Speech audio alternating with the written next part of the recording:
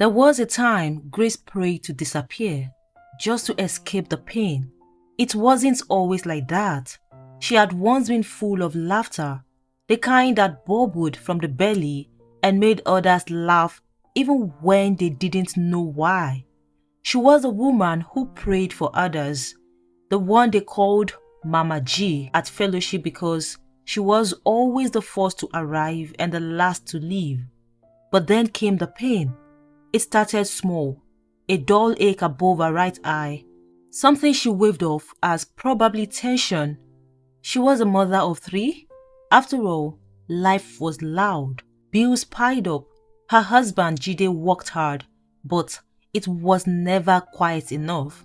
She was juggling work, children, and ministry. Surely a headache was just part of it. She took paracetamol, slept, woke up, the headache was still there. The next day, it spread like smoke across her forehead, throbbing, pulling, stretching her sanity. She started avoiding bright light. Her voice turned to whispers. Her laughter disappeared like mist at sunrise. Still, she prayed. When it worsened, she went to the pharmacy. The pharmacist gave her some medications and smiled like it was normal. "It's stress, madam. Just try to rest." But the rest didn't come. She would lie on the bed, curtains drawn, windows shut, pillow over her face, but rest evaded her like a bird, refusing to be caged. Her ears became overly sensitive. The gentle pitter-patter of her children's feet now sounded like thunderclaps. Their voices grated against her skull. Every knock on the gate, every honk on the street sent bolts of pain down her spine. She shouted at them, at her husband, at herself. Then came the doctors. She was referred to a neurologist, then another. She had blood tests, CT scans, even the painful lumbar puncture. One hospital referred her to another. One doctor suggested a rare form of cranial hypertension. Another said, "We are not sure, but you may have to go to India for further evaluation." That was when the real tears started, because by then, Grace had spent over 4 million naira, her savings, her emergency fund, the money she and her husband had kept aside for rent, her younger sister's contribution to her new shop, all gone. All of it swallowed by endless hospital receipts and tests that offered no answers. Still, she prayed. Still, she believed. "God is my healer," she would whisper, holding her head in her hands as she tried to sing worship songs through the pain. "Jehovah Rapha, you are still my God." She began attending healing services. She slept at church sometimes. She let pastors lay hands on her. She went for deliverance. Prophets poured oil on her head, some of them violently, like they were trying to slap the demon out of her skull. At one of those services, everything felt different. It was a special Sunday service themed "Praise Your Way to Victory." The church was full, not because it was Sunday, but because the anticipation in the air was heavy with hunger, for answers, for healing, for God. Grace sat close to the eye, wrapped in a simple Ankara gown. She hadn't come expecting much. Her head was throbbed lightly, but she had dragged herself there because something inside her whispered, "Go." That day, the pastor preached a short but fiery message on the power of praise. Praise isn't just singing, he declared.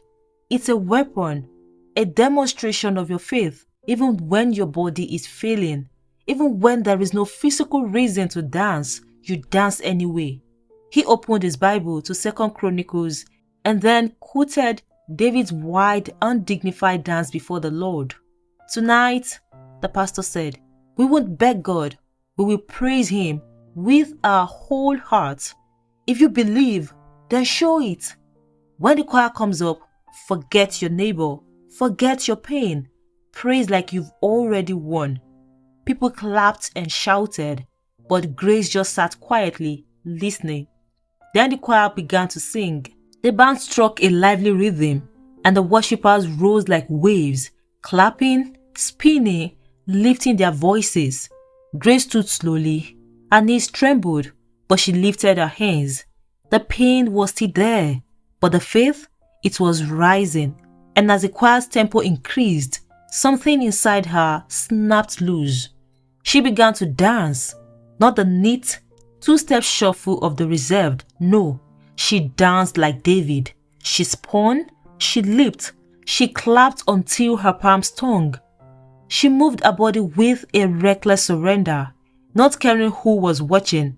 If this was the instruction, she would obey. No logic, just praise. She praised through the pain, above the pain. And then the music stopped. The final note faded. She stood still and she noticed something. The pressure in her skull gone. The pain gone. She blinked, touched her forehead, waited, and nothing. She looked around, heart pounding. Was this real? When the pastor called for anyone who had experienced an instant miracle, Grace was the first to run forward. No hesitation. I came here with a heavy, unbearable pain in my head, she shouted into the mic. For months, I couldn't sleep. I couldn't think. But as I praised, it left me. The church erupted in celebration. People clapped. Some stood on chairs to rejoice.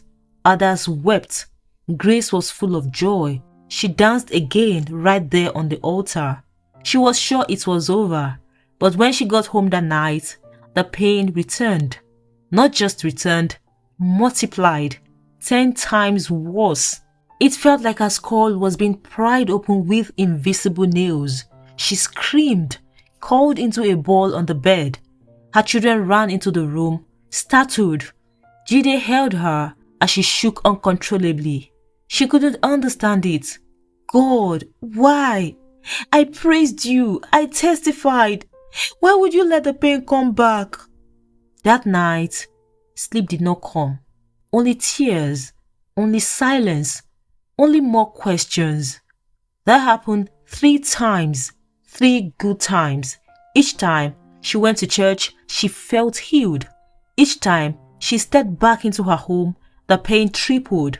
She didn't know which was worse, the pain itself or the emotional whiplash of thinking she was finally free, only to be dragged back into the same dungeon of agony. Neighbors began to whisper, "Are you sure it's not spiritual? Maybe someone is doing her. She should go to the mountain." Grace tuned them out. She started avoiding people. Her children tiptoed around the house. Her husband cooked more often and began washing dishes too. But there was a distance in his eyes. One that said, "I don't know how to fix this anymore." Grace started keeping a journal. Not the kind full of deep theology or poetic line, just raw honesty. "Lord, if you've decided to take me, please, don't drag it out. I'm tired, but I still believe you somehow. I feel abandoned, but I know you don't abandon your children." She stopped praying loud prayers. Instead, she cried quietly, cradling her head at 2 a.m. on the cold tile floor. She was not faithless. She was just exhausted. That was when it happened. Not during a video, not during a prophetic conference, not during worship. Just one regular Tuesday morning. She sat on the couch in her living room, one hand on her temple, the other holding a cold towel to her neck. The house was silent. The children were at school. Her husband had gone to work. Even the generator next door had gone off. Stillness. Then a thought came, so subtle, she almost dismissed it as madness. Her brows furrowed. What? The thought came again, calm, unforced. Eat watermelon. She scoffed. So, all this while, the answer is fruit? She ignored it, but the thought sat gently in the corner of her heart like a persistent child. God, is that you? She couldn't explain it, but she knew, somehow, she just knew it wasn't her imagination. It wasn't thunder or lightning. It was a whisper. She didn't tell anyone about the whisper, not her husband, not her pastor, not even her closest friend in the women's fellowship, because how could she explain it without sounding insane? I heard God say I should eat watermelon. It sounded embarrassing. It didn't match the firebrand faith she was known for. She had stood on scriptures, declared Psalms 91 and Isaiah 53 until her throat hurt. She had anointed every doorpost in her house, soaked her pillow with midnight tears, and still woke up with headache like a crown of thorns welded to her skull. So, eat watermelon felt like a mockery. But Grace had walked with God long enough to recognize when he was whispering. The next morning, without overthinking it, she walked to the roadside fruit stall just 5 minutes from her house. The vendor was a young Hausa boy with a crooked smile and stained fingers from slicing fruit all day. When he saw her coming, he called out, "Auntie, good morning. I have fine watermelon." She almost smiled. She hadn't smiled in weeks. "I want to," she said quietly, picking the largest and reddest one she could find. She didn't even bother to haggle over the price. Back at home, she sliced it open. The smell alone gave her a strange sense of comfort. It reminded her of childhood days in her grandfather's village, sitting on verandas, juice running down her elbows. She scooped a piece and ate. Nothing happened. No lightning, no sudden coolness in her head, no flash of angel wings, just the sound of ceiling fan above and the faint honking of motorcycles outside. Still, she obeyed. She ate it again that afternoon and again that evening. Then, the next day. By day 3, something strange happened. Grace woke up before dawn, expecting the usual explosion of pain that often greeted her every morning. But there was nothing. She lay still, blinked, waited. Still nothing. She sat up. No pain. She walked to the bathroom. Her feet felt light. No heaviness in her skull. No trembling fingers. No blurry vision. She stood at the sink for several minutes, staring at her own reflection. The face staring back looked familiar again. She whispered cautiously, "Lord, is it gone?" For hours, she didn't say a word, not even to her husband when he woke up. She went about her morning as quietly as she could, waiting for the pain to sneak up behind her and grab her like it always did. But it didn't. That night, she slept deeply for the first time in months. No midnight sobbing, no cold floors, just rest. But Grace wasn't the kind to assume. She needed to be sure. That same week, she booked a hospital appointment. The doctor ran the usual checks: BP, temperature, neurological response. Then, she was sent for a scan. When the result came back, the doctor frowned slightly as he flipped through the file. "Madam Grace," he said slowly, "we are not seeing anything abnormal. Everything looks completely normal." She blinked. "Are you sure?" He nodded. "You can go for a second opinion if you want, but medically, you're fine. Perfect even." She did just that. 2 more hospitals, 3 full tests, 3 clean results. Each report said the same thing: no trace of cranial pressure, no inflammation, no neurological irregularity, nothing. Her brain was fine. Her body was fine. She was healed. Grace couldn't hold back her tears, not because the doctors were confused, but because she wasn't. She knew exactly who had healed her. She returned home and told her husband everything. I'm healed, she said, her voice shaking. He stared at her, eyes narrowed with hope and suspicion. What did you do differently? He asked. She hesitated, then smiled nervously. I ate watermelon. He blinked. That's all? Grace laughed, a full-bodied laugh. It startled them both. She clutched her chest, tears filling her eyes. I know it sounds crazy, she said, but I heard God and I obeyed. I heard a voice told me, eat watermelon. They sat in a silence for a long time. Then, Jide reached for her hand. Maybe the miracle wasn't in the fruit, he said softly. Maybe it was in your obedience. That evening, Grace opened her Bible. She hadn't been able to read properly in months, but now her eyes felt clear, her mind alert. And there it was. Let them take a lump of figs and lay it for a plaster upon the boil, and he shall recover. Isaiah 38 verse 21. She read it again. She had read that chapter many times before, but this time, the verse lit up like neon. Figs, a fruit. Hezekiah, a dying king, healed not by oil or sword or prophetic drama, but by mashed figs applied to a boil. She placed her hand over the Bible and wept. Lord, I see it now. You don't need to be loud to be powerful. And just like that, the tears she had been holding in for months came pouring out. The following Sunday, Grace walked into church with a quiet glow on her face. She wore a soft blue gown, nothing too fancy, just neat and graceful. For months, Grace had stopped going to church altogether, not because she lost faith, but because the noise from the microphone, the drums, and the speakers only made the pounding in her head worse. Even during worship, the sounds that once lifted her soul now felt like hammer against her skull. She couldn't bear it, but today, she didn't wear sunglasses. Her eyes were clear, her steps were firm, and her heart steady. Service had barely started when she felt it, that gentle tug on her heart. Go and testify.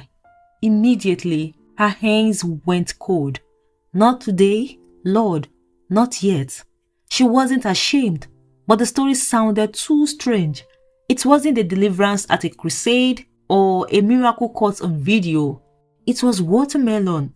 She could already picture the raised brows, the blank stares, the awkward silence, but the nudge wouldn't go away. As the pastor finished the opening worship, the floor was open for testimonies. A few hands went up. A man spoke about surviving a car crash.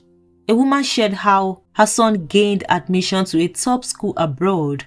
Applause filled the room. Then the usher walked to Sister Grace. Mama G, you want to testify? Her lips trembled. She nodded. When she stepped up to the altar, her heart pounded like a drum. She looked out at the congregation, familiar faces who had once prayed with her, seen her weak, anointed her head, held her while she cried. She took the microphone and exhaled. My name is Grace, and I came to say thank you, Lord. I know many of you saw me this past month battling severe headaches. It wasn't normal pain. It controlled my life. I spent everything: hospitals, drugs, scans. I was told to go to India for surgery. We had nothing left. The hall was silent. She continued. I went for deliverances. Sometimes I would feel better during service, but by the time I got home, the pain tripled.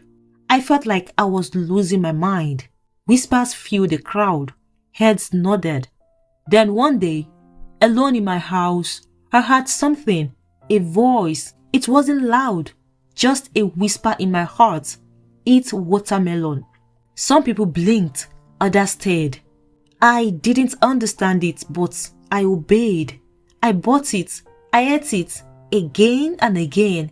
And on the third day, I woke up completely healed. No pain, no ringing ears, no pressure in my skull. I went back to 3 different hospitals for tests, and I was confirmed totally healed. Someone gasped softly, and that's how I knew it wasn't just a fluke. It was a miracle. She paused, her voice cracking. Sometimes God doesn't show up with fire. He shows up with fruits. My healing didn't come from oil, it came from obedience. The room was still, moved, not because it was dramatic, but because it was real. And when she stepped down, a young woman followed her out quietly. Her name was Ada. She had struggled with ulcer for over a year, and just like Grace, had gone from prayer to pills to panic. That testimony, Ada said, trembling, gave me hope. Can I talk to you sometime? Grace smiled, held her hands gently, and nodded, yes, and I will tell you everything, starting with figs and watermelon. That week, Grace received several phone calls, some from church members, some from strangers. One was a man whose wife was battling high blood pressure.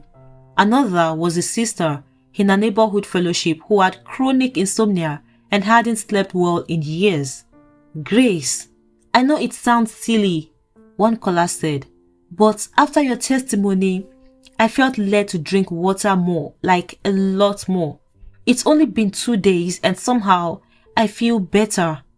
Another said, God told me to rest, just to stop worrying, and for the first time in a long time, I feel like I'm healing inside. They all said the same thing in different ways. It's not the fruit, it's the instruction and the obedience. Grace didn't become a celebrity, but in quiet corners of the city, people began to whisper about the woman God healed through watermelon. And everywhere she went, she reminded them, don't wait for thunder when God is speaking in a whisper. Months passed. Her healing stayed. It didn't fade. It didn't relapse.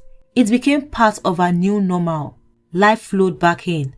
She began walking her kids to school again, singing while she cooked, laughing from her belly like before. It felt like being born again. But something had changed in her spirit too. Quieter, not in a weak way, but in that strong, peaceful way of someone who had met God in the dark and come back glowing. She wasn't quick to speak in fellowship anymore. She didn't jump at every microphone or join every prayer line. Instead, she listened, and when she did speak, people leaned in because they knew it wasn't noise. It was born of pain, of survival, of obedience. One Thursday morning, she was invited to speak at a women's conference. Nothing grand, just a gathering of about 50 women under a canopy with plastic chairs and open Bibles. Her topic? Healing through obedience. She stood at the front, Bible in hand, and began. We love loud miracles. We want heaven to shout when God moves. But sometimes, God heals through instructions so quiet they feel like our own thoughts. She held up her Bible. In Isaiah 38 verse 21, God gave a word to heal a dying king. He didn't say pour oil or chant prayers. He said, take a lump of figs and apply it to the boil. And he recovered. She paused. Figs? Fruit? Not fire. The crowd listened. Some of us are still sick, not because God hasn't spoken, but because what he said doesn't look like healing. We want lightning. He gives us watermelon. A few chuckles, a few tears. Grace stepped forward, her voice lower now. Let me tell you the truth. God didn't heal me because I deserved it. He healed me because I obeyed when it didn't make sense. She looked around the crowd. What has God told you to do? Is it to rest? To drink water? To leave that job? To forgive? To stop stressing? To stop eating something? She looked at one young woman directly. Obedience is sometimes the medicine, and pride will keep you sick if you are waiting for thunder. The room was still. Women began writing. Some wept. Some closed their eyes. That day, Grace didn't just preach, she poured. Later that week, a woman who had attended the conference sent her a text. Sister Grace, I went home and finally forgave my mother after 10 years. I didn't even link it to my sickness, but the next morning, I woke up without the chest pain that's plagued me since I had my last baby. I think I am healed. Grace replied simply, to God be the glory. He speaks, we obey. He heals. It became a rhythm in her life, not a ministry, not a brand, just a rhythm. He speaks, we obey. He heals. One night, Grace sat alone on her balcony. The sky was dark and clear. The stars looked like scattered pins of light against velvet. A soft breeze brushed her face. She held her journal and wrote quietly, Lord, thank you for healing me. Not just my head, but my heart. Thank you for showing me that miracles can look like fruit, that obedience is not always glamorous, but it is powerful. Help me never to forget this lesson. Then she paused and added one more line. If you ever whisper again, Lord, I will listen and I will obey. Here is the final reflection. A word for the sick, the silent, and the searching. Maybe you're watching this and the pain hasn't left. Perhaps you have prayed, you've sown seeds, you've cried at midnight, and still nothing. But maybe, just maybe, God is not silent. Maybe He is speaking in a whisper. Maybe your healing won't come through another bottle of pills, but through a small, overlooked instruction. Drink water, forgive, eat fruit, rest, trust again, stop the stress. Don't ignore the fig because you are waiting for fire. Don't despise the watermelon just because it's not wrapped in prophecy. Remember King Ezekiel. Remember grace. Healing doesn't always look spiritual. Sometimes it looks like fruit. But when God whispers, obey.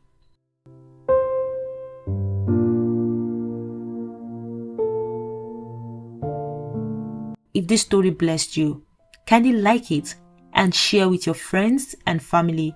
I'll see you in the next one. Goodbye.